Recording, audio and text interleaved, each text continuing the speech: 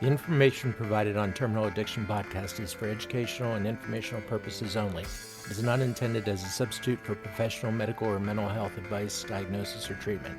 Always seek the advice of your physician, licensed therapist, or other qualified provider with any questions you might have regarding medical or mental health condition. Never disregard professional advice or delay seeking it because of something you heard on this podcast. The views and opinions expressed by the guests, the hosts, are their own, and they do not necessarily reflect those of any affiliated organization or institutions. While we strive to provide accurate and up-to-date information, we make no guarantee regarding the completeness, reliability, or applicability of the content discussed. Listening to this podcast does not establish provider-patient relationship. If you're experiencing a medical emergency or mental health crisis, please contact emergency services or crisis line immediately.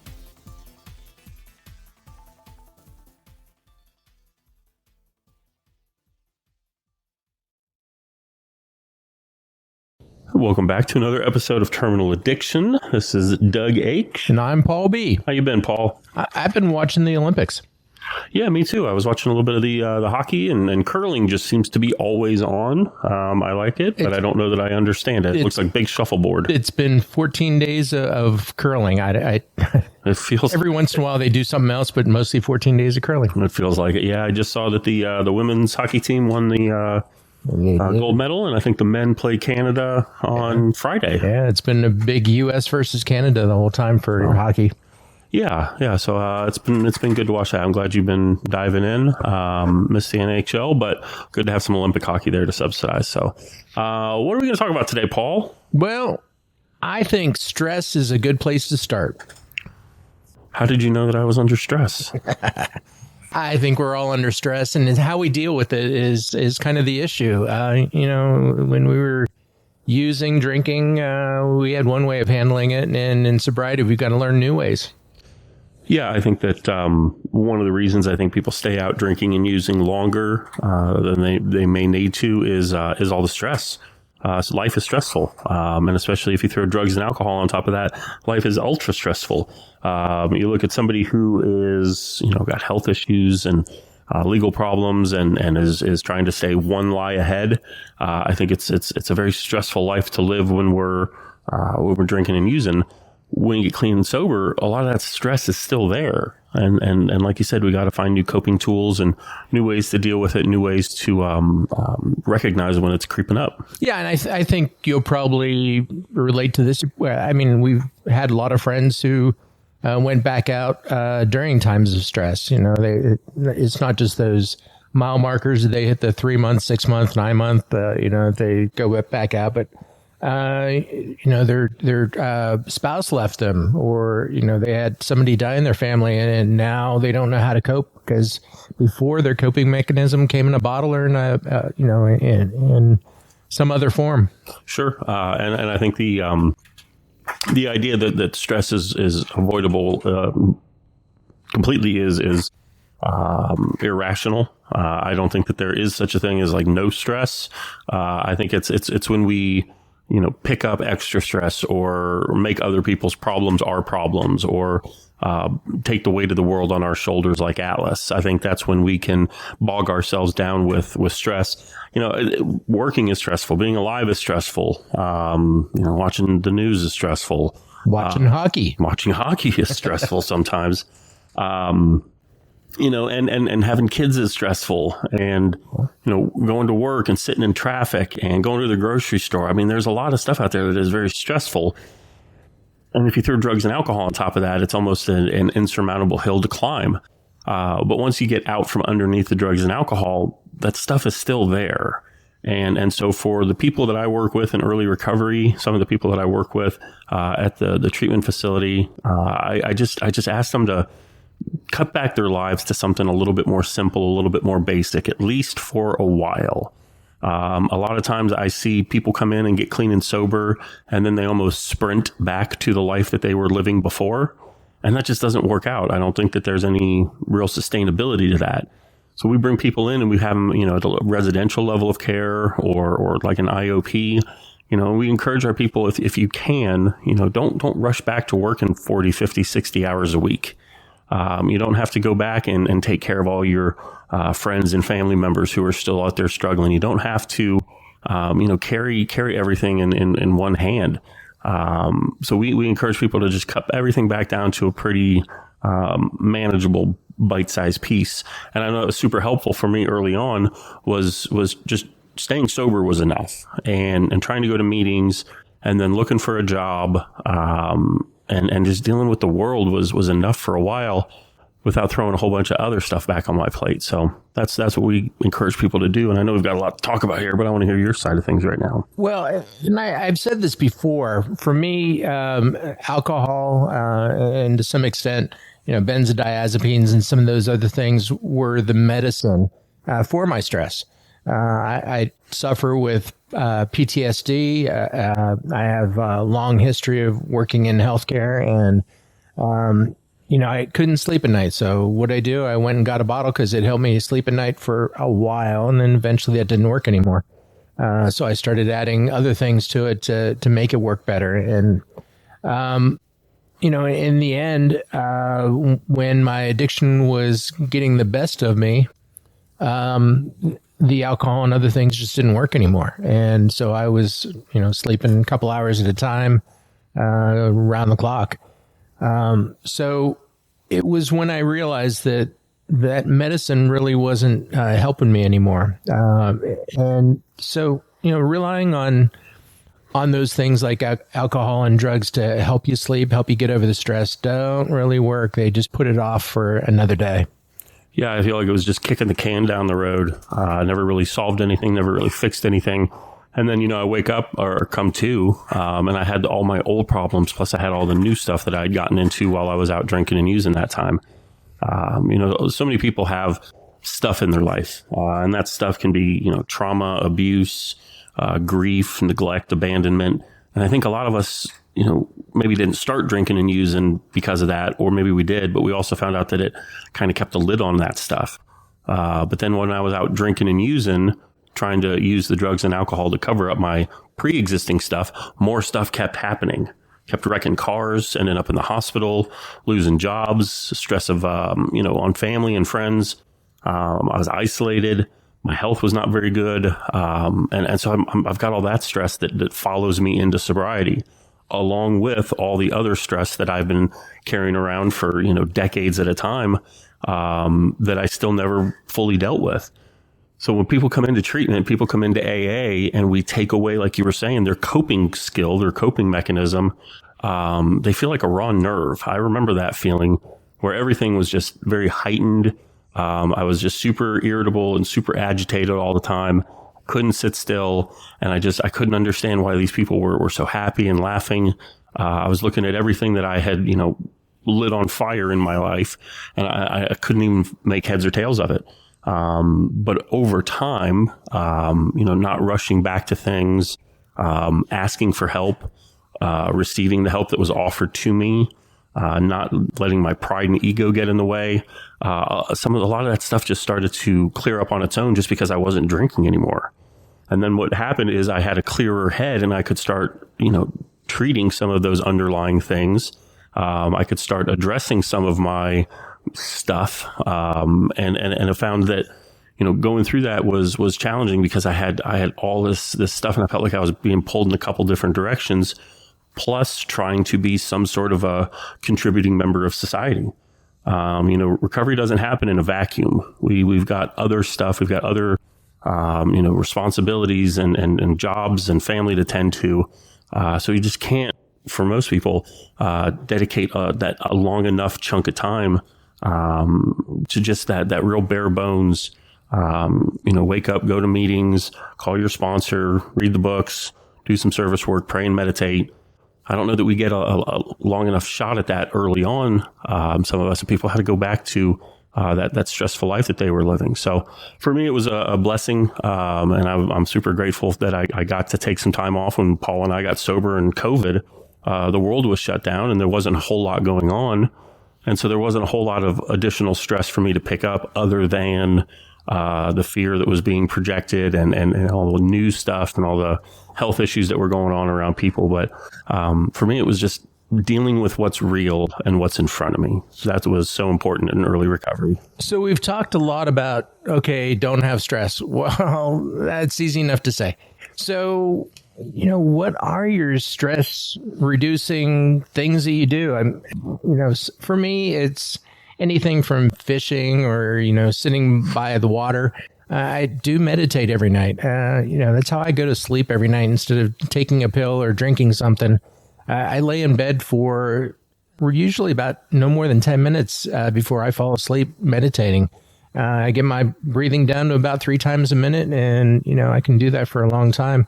Maybe it's just hypoxia that's kicking in, but either way, I do relax and finally fall asleep where I couldn't do that before.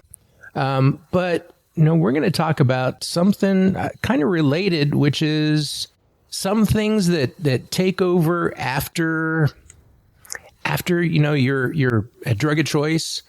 And sometimes they can be good, sometimes they can be bad.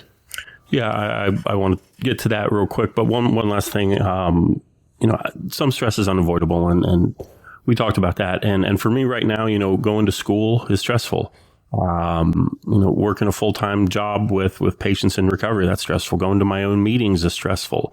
My grandmother recently passed away. We went through that. That was stressful. My parents are in relatively good health, but they're getting older, and that's stressful. So a lot of this stuff is unavoidable, but I no longer feel the need to take on other people's problems. I no longer try to force my way into situations where I probably don't belong anyway. And then I used to find myself, stuck in this middle, not knowing how I got there or how to get out. So stress is a big thing, and I'm sure we'll talk about it more on other episodes. But yeah, Paul and I were shooting some ideas around, and I told him that before I came over here to record, I went and stopped and got something to drink at the Walgreens. And somehow a giant bag of licorice ended up in my cart as well. And so I see my disease pop up in so many other ways. And today it popped up in the form of some red licorice. But I've seen my disease pop up in food, in work. I can lean into being a workaholic. I can be a procrastinator. I got that perfectionism that runs through me. I can find myself being very controlling of other people. And I wanted to go back and forth and talk with Paul today about some of the things and some of the ways where my disease still rears its ugly head from time to time. And I've talked before about when I have drunk dreams, they're mostly about the behaviors. Mm-hmm. And, those behaviors come back to haunt me in real life as well. When I was in treatment, I would go buy a 5-pound bag of chocolate every couple of days and get done with that 5 pounds of chocolate and go buy some more. I gained 40 pounds during COVID, during treatment. And it wasn't until a couple years later when I was finally able to lose that weight again. But it was the behaviors. I've seen many, many people that have gone from drinking to going gambling. They hit the casinos. I do a lot of cruises, and I ask the people in the AA meetings, well, what are you going to do after you leave the meeting? And more times than you would suspect, the answer is I'm going to go hit the casino. And I've seen people, spend literally thousands of dollars in the casino when they know they have an addiction. Yeah, and I'm acutely aware of my disease popping up in other aspects, other areas of my life. I was telling Paul that sometimes I just find myself at the gas station counter handing the lady a $50 bill and getting some $5 scratchers in return. It's not like I'm spending my whole check, so I have the justification and the minimization. I've got the defenses to try to make sense of it. I'll do really well, Paul. I will do so good. I will wake up and I will have, a yogurt and a granola bar and some water. And then I will go and I will get to work and I will have a cup of coffee, maybe 2. And I will have, a healthy lunch with like chicken, rice, and veggies. And then on the way home, the car drives itself to McDonald's and I end up with a double quarter pounder, with fries, with a drink, with nuggets, and I don't really know what happened. And it's the same behaviors that I remember. The car drove itself to the liquor store. The car drove itself to McDonald's. I don't know what happened. It's not my fault. I can rationalize and justify and package it any way I want. But it's still my disease trying to find something outside of me to make me feel better on the inside. We were talking about, hockey games and stuff, and I logged into my DraftKings account. They're not a sponsor, but if they want to be, let's talk. And I just, how much money have I just been pissing away on scratchers or on the Mega Millions or on DraftKings, just $2 here, $5 there, $20 here. And in comparison to, what I was doing before, I can make sense of it. I can find some harm reduction in it. But less harm is still harm. And it's fun to watch, not fun, but it's funny to watch, my disease just sort of creep out in the cracks that I've left for it, and see that it just still, metastasizes in some sort of other behavior. Yeah. For me, it's Amazon.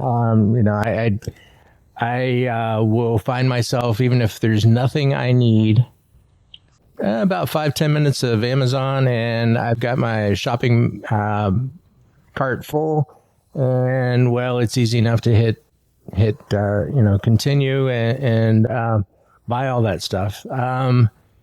It's breaking those behaviors. It's tough.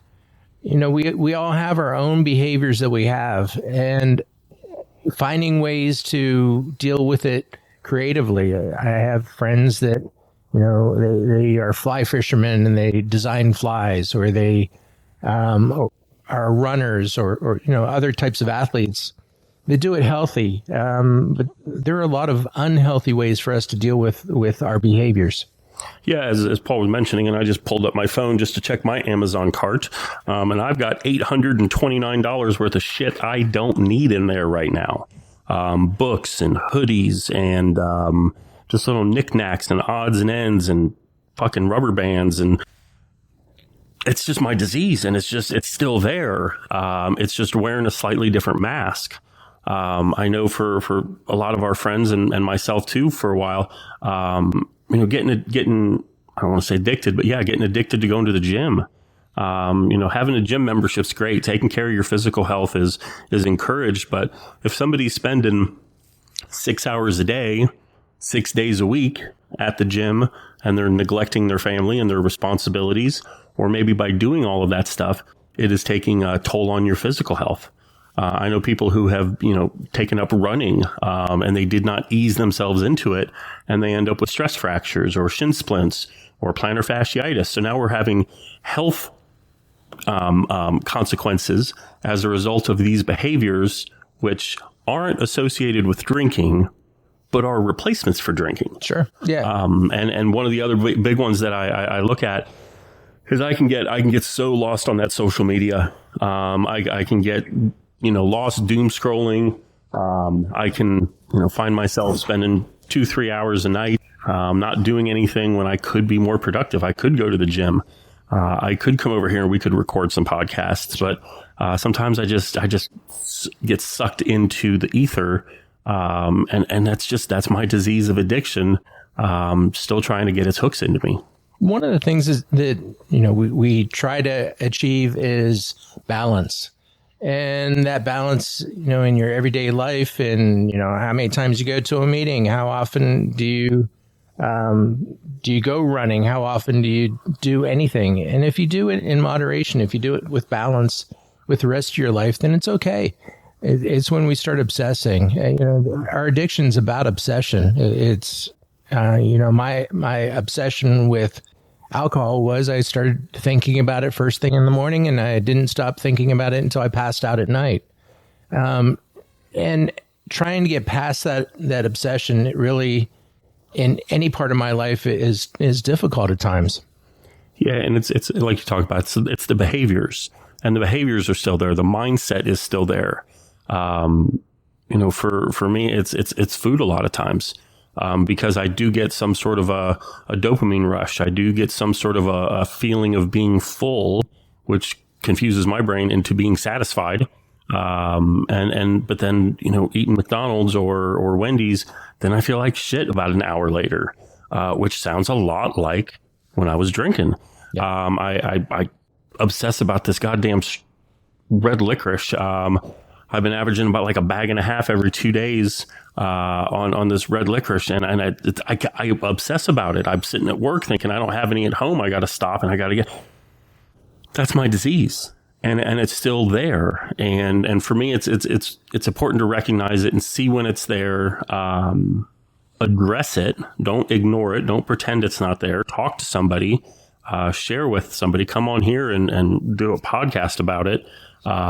So that it doesn't, keep, materializing in the way that it is. And eventually, if my disease can convince me of enough unhealthy behaviors, whether it's eating, gambling, sex, shopping, spending, at some point it's going to come by and it's going to recommend that I start drinking again.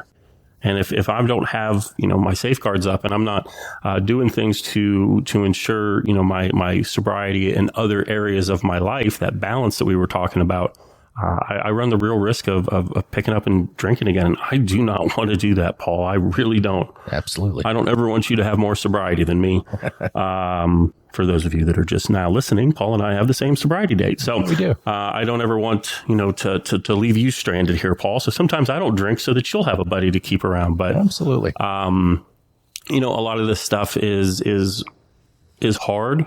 A lot of the stuff I think trips people up, especially in that first 3, 6, 9, 12 months, because we don't know. And that's one of the things that Paul and I, have really enjoyed doing is shedding light on some of these other things and some of these other topics. So the people that may be listening, might not feel so alone, might understand that this is part of normal recovery, that even at almost 6 years sober, Paul, I am still crazy as shit sometimes. And I hate to break it to you, but so are you.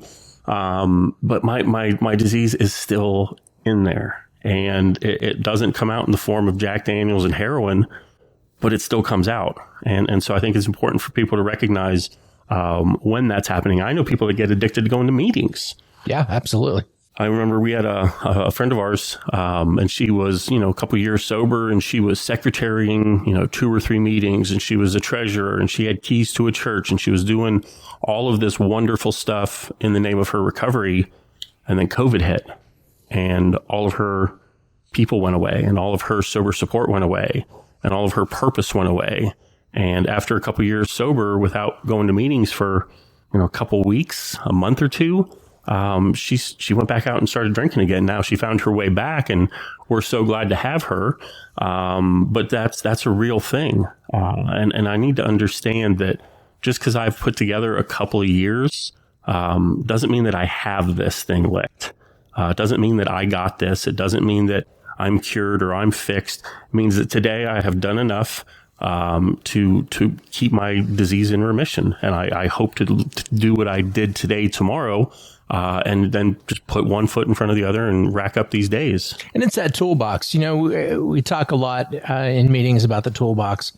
As you get more time, it's not that you're any smarter, any less addicted, but you've got new tools. You've got people that you can lean on. When I was having those cravings early on, I learned really early that if I told on my addiction, then a lot of those cravings went away. Sometimes it was, I was traveling and I'd have to give Doug a call because I'm sitting in a hotel room, having a craving about a bottle of vodka that I thought was there that it really wasn't. I learned early on that I can't have a craving and tell on myself at the same time.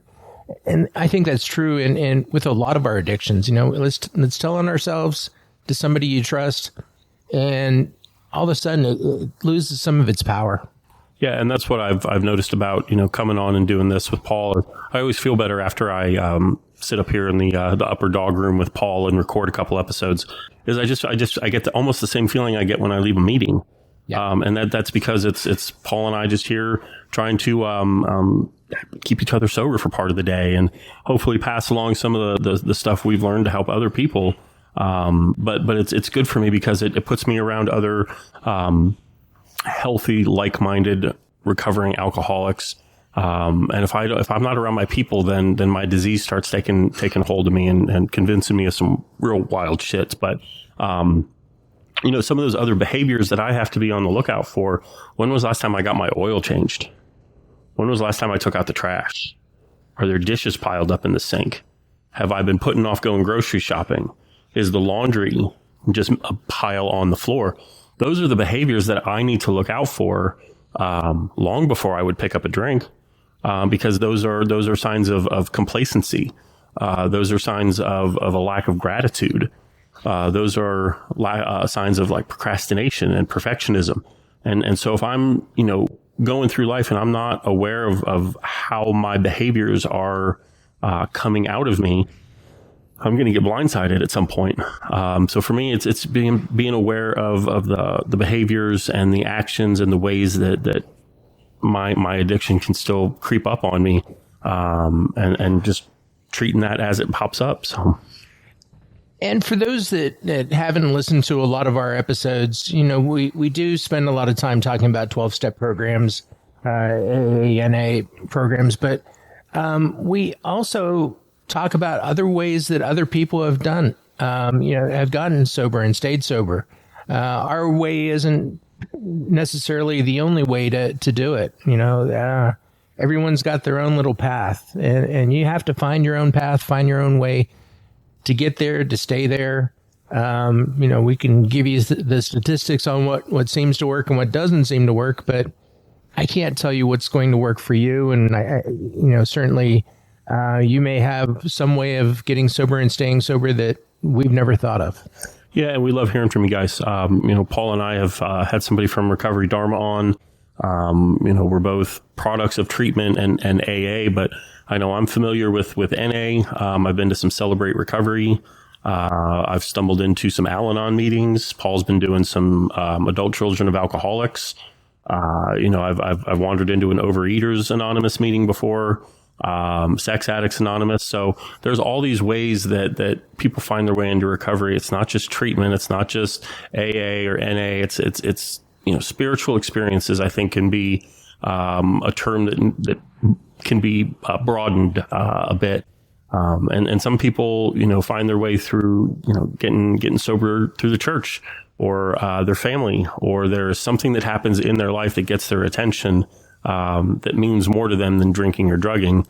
To me, that's a spiritual experience. So we love hearing from you guys. So keep those emails coming, those text messages, and we will look forward to hearing from you guys next time. Yeah, sounds good. All right. Thanks, Paul. All right. Thanks.